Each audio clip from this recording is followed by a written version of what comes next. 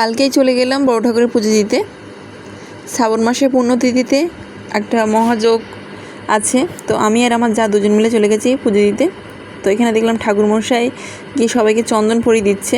আমরা সবাই অঞ্জলি দিতে বসে গেছি, কারণ যাওয়ার ভিডিও ক্লিপগুলো নিতে পারিনি। হাতে পুজোর থালা ছিল, প্রসাদ ছিল, ব্যাগ ভর্তি ছিল বলে ওই জন্য আর ক্লিপগুলো নিতে পারিনি। আর এখানে গিয়ে দেখে একটা সুন্দর শিব মন্দির আছে, শিব মূর্তি আছে ওখানে, খুব সুন্দর।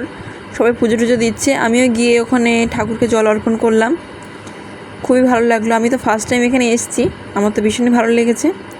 আর মন্দিরটাও বেশ সুন্দর, গোছানো, পরিষ্কার পরিচ্ছন্ন। এই আমার যা মিনা, আমরা দুজন চলে গেছি পুজো দিতে।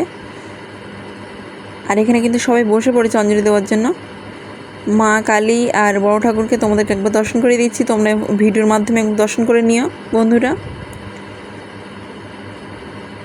এখানে সবাই সিন্নি প্রসাদ আর ফল প্রসাদ ওখানে দিয়েছে ঠাকুরের উদ্দেশ্যে। ঠাকুরমশাই এবার মন্ত্রপাঠ করবে। তবে এখানে পুজো দিতে গিয়ে যেটুকুনি দেখলাম, ঠাকুরমশাই অমায়িক ব্যবহার খুবই ভালো। ওনার কোনো অন্যান্য জায়গায় যেমনটা হয় এটা লাগবে সেটা লাগবে বা অনেক কিছু দাবি দাওয়া করে, এখানে কিন্তু সেরকম একদমই না।